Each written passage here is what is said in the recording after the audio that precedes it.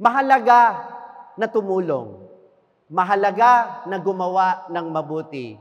Amen? Mahalagang maglingkod sa Panginoon. Amen? Pero, kapag ang nakikita mo na sa ginagawa mo, ay yung effort lang na ibinibigay mo, at nakalimutan mo na si Jesus ang dahilan kung bakit mo ginagawa iyan, mawawala ka na sa hulog. Mawawala na ng kahulugan ang ginagawa mo. Sapagkat ang makikita mong sentro ng apostolado, sentro ng paglilingkod, sentro ng pagtulong, hindi na si Jesus, kundi ang sarili mo.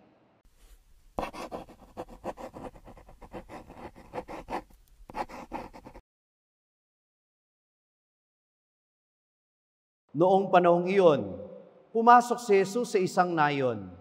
Malugod siyang tinanggap ng isang babaeng nagngangalang Marta sa tahanan nito. Ang babaeng ito'y may isang kapatid na Maria ang pangalan. Naupo ito sa paanan ng Panginoon at nakinig sa kanyang itinuturo. Alalang-alala si Marta sapagkat kulang ang kanyang katawan sa paghahanda. Kaya't lumapit siya kay Jesus at ang wika, Panginoon, sabihin nga po ninyo sa kapatid kong tulungan naman ako. Ngunit sinagot siya ng Panginoon, Marta, Marta, naliligalig ka at abalang-abala sa maraming bagay. Ngunit isa lamang ang talagang kailangan. Pinili ni Maria ang lalong mabuti at ito'y hindi aalisin sa kanya. Ang mabuting balita ng Panginoon.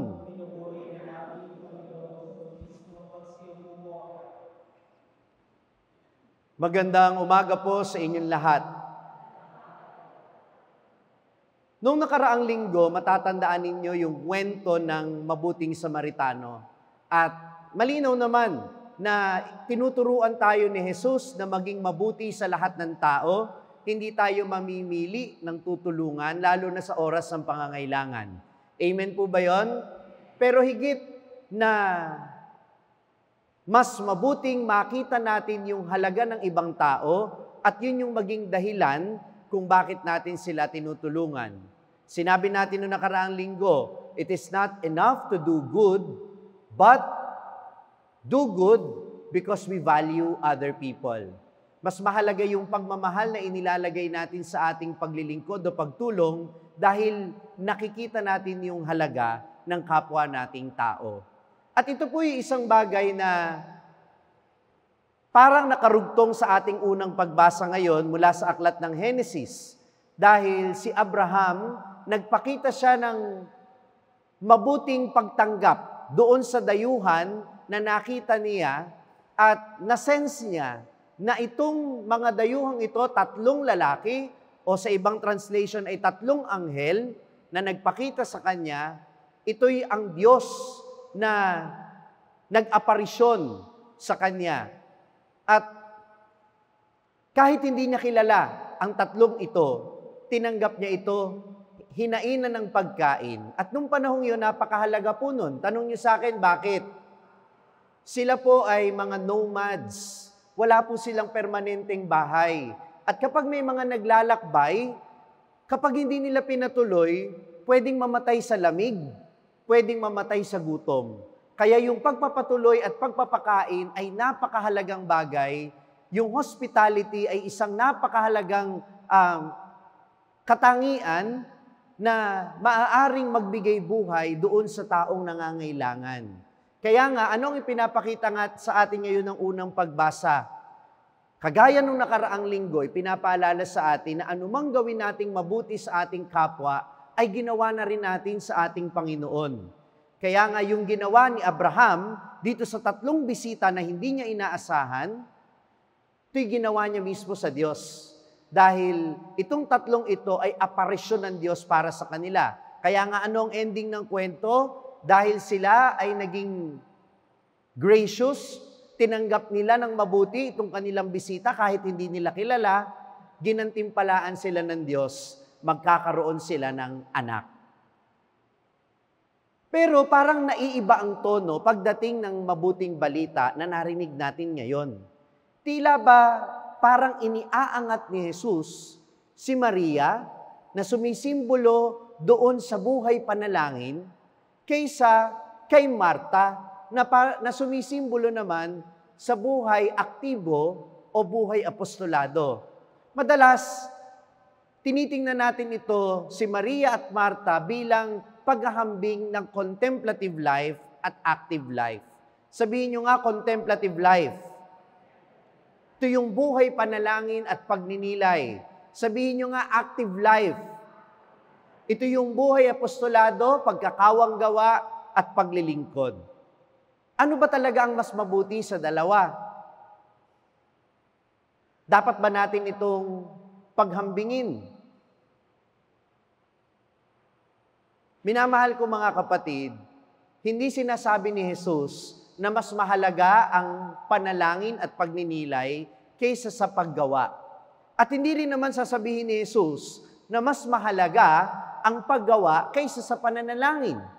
Bagkus dapat makita natin palagi ang kaugnayan ng dalawang ito. They are inseparable. Hindi mapaghihiwalay ang panalangin at paggawa. Tanong niyo sa akin, bakit? Anumang mabuting gawa ay dapat bunga ng panalangin. Amen?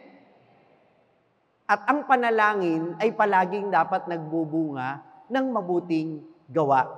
Hindi mapaghihiwalay ang dalawang ito.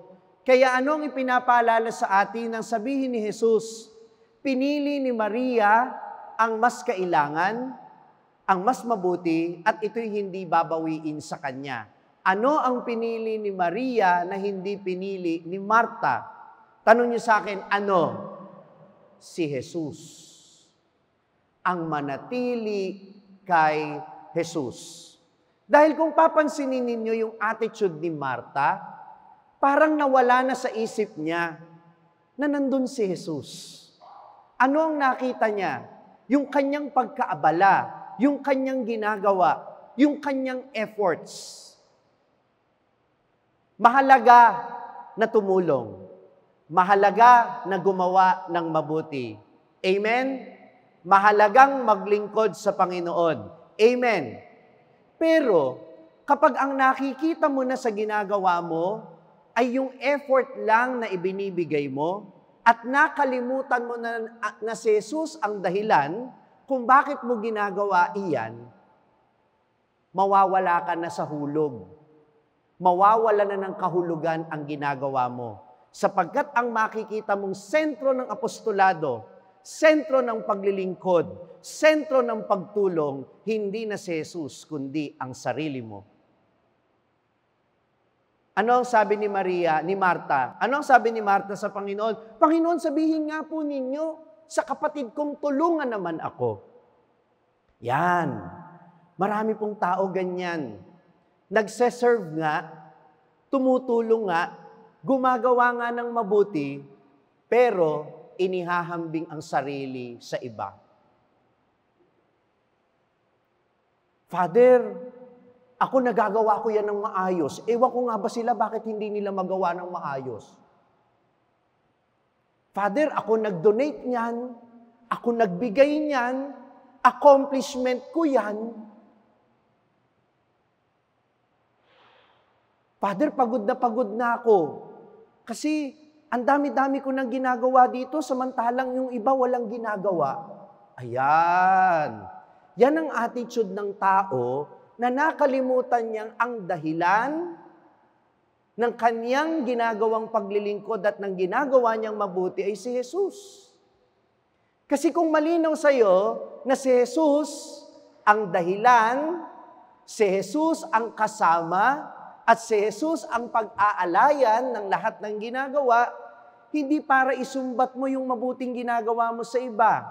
Hindi para ihambing mo yung sarili mo sa iba. Mas pipiliin mong gumawa ng tahimik. Mas pipiliin mo na hindi ka napapansin sapagkat alam mo na kahit hindi ka papurihan ng ibang tao, ang Diyos na nakakikita sa iyo ng lihim ang siyang magbibigay ng gantimpala sa iyo. Amen? If you know that Jesus is the reason why you are doing good, then appreciation here on earth is nothing to you. Because Jesus is everything. Appreciation is nothing. Amen ba yun? Kaya nga ito, hindi lang ito sa paglilingkod sa simbahan, hindi lang ito sa pagtulong sa nangangailangan. Sana sa mga ordinaryong bagay na ginagawa natin sa bahay, kahit yung pagluluto, yung paglilinis, yung pagtatrabaho, yung pag-aaral, sana hindi natin isinusumbat sa iba. Sana makita natin yung kahulugan nito kay Jesus. Hindi yung naglinis ka nga, pero ang gusto mo, kaya ka pala naglilinis para payagan kang gumala. Kaya ka pala tumutulong sa gawaing bahay, kaya mo pala ginagawa ng mabuti yung household chores mo. Kasi gusto mo mapansin ka, ma-recognize ka.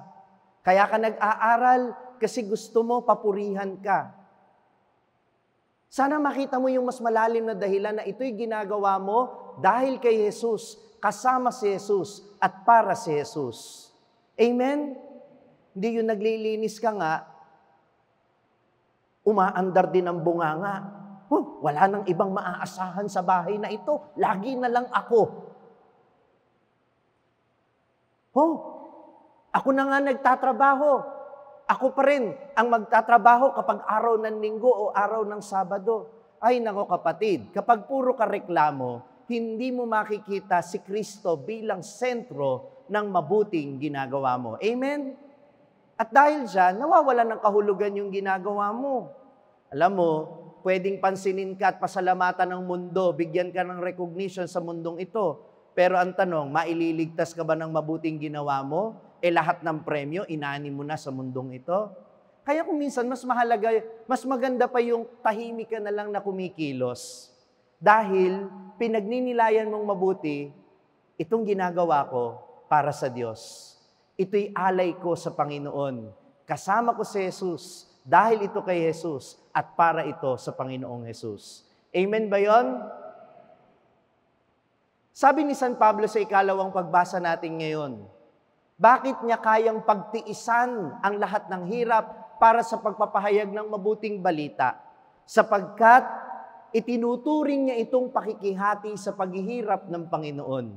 Nakitaan niya ng kahulugan yung paghihirap niya dahil nakikita niya na yung ginagawa niya ay para kay Jesus, kaisa ni Jesus. At sa mga pagkakataong nahihirapan po kayo sa buhay, minamahal ko mga kapatid, ganitong disposisyon ng isang Kristiyano.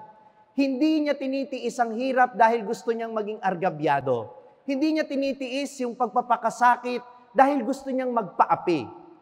Tahimik niyang dinadala ang mga sakit sa buhay. Tahimik siyang nagtitiis dahil nakikita niya ang kahulugan ng pagtitiis bilang pakikiisa sa ating Panginoon at pakikihati sa kanyang paghihirap para sa kaligtasan ng mundo.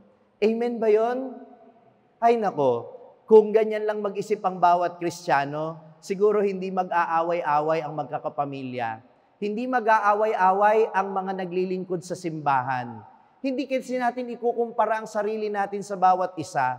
Hindi rin tayo magsasakitan. Hindi rin tayo magmamalaki. Bakit? Alam natin na ang dahilan at ang patunguhan ng lahat ng ating ginagawa, ang sentro ng lahat ng ginagawa nating mabuti ay si Kristo, hindi ang ating mga sarili. Kaya minamahal ko mga kapatid, hindi natin pinag-uusapan ano ba ang mas mahalaga, ang buhay panalangin ba o ang paggawa ng mabuti? Dahil anumang mabuting gawain, dapat laging nakaugnay sa panalangin. Ulitin nga po natin, lahat ng gawang mabuti, nakaugnay sa panalangin. Minamahal ko mga kapatid, sana huwag sasama ang loob kapag hindi napapansin. Hindi ibig sabihin na hindi minamahalaga ang ginagawa ninyo. Sana huwag sasama ang loob kapag hindi lahat ng tao kayang tumbasan yung effort ninyo. Huwag tayong magkumpara kagaya ni Marta, na feeling mo ikaw lang ang abala at yung iba'y walang ginagawa. Hindi. Iba-iba lang tayo ng kayang gawin. At ang gusto ng Panginoon, maging masaya ka sa ginagawa mo at maging masaya ka din para sa ginagawa ng iba. Ang maging focus mo sana sa lahat ng ginagawa mo, si Jesus ang dahilan. Si Jesus ang kasama at si Jesus ang pinag-aalayan ng lahat ng ating mga gawain mabuti. Amen. Ang narinig niyong pagninilay ay bahagi lamang ng aking Sunday homily na dineliver ko sa St. Martin of Tours Parish dito sa Bukawi, Bulacan. Welcome po kayong lahat dito mga ka-SMS. Pumunta lang kayo dito kapag araw ng linggo at gusto ko ring makasama kayo sa pagdiriwang ng banal na misa. Masusundan ninyo ang pagninilay na ito sa aking YouTube channel, ang Sa Madaling Sabi ni Father Franz Dizon, at maaari nyo ring makita sa iba't ibang mga social media platforms, sa Facebook, sa TikTok, sa Instagram, sa Twitter. Gayun din naman, inaanyayahan ko kayo na i-download ang #1 Catholic meditating app sa buong mundo, ang Hallow app. Ang prayer app na ito ay makakatulong sa inyong pananalangin at dito maririnig din ninyo ang aking mga daily reflections, ang pagninilay ngayon kasama si Father Franz Dizon sa Hallow app. I-download lang po ninyo ang Hallow app, hallow.com/pagninilay para makakuha din po kayo ng discount para sa inyong subscription. Mapapakinggan din ninyo ang aking mga pagninilay araw-araw sa Spotify, hatid sa inyo ng Hallow app. Hanapin lang po ninyo ang pagninilay ngayon. Muli, ako po si Father Franz Dizon mula sa Diocese of Malolos. Ngayon, nandito sa Bukawi, Bulacan, St. Martin of Tours Parish. Magkita-kita po tayong muli at hanggang sa susunod na pagninilay.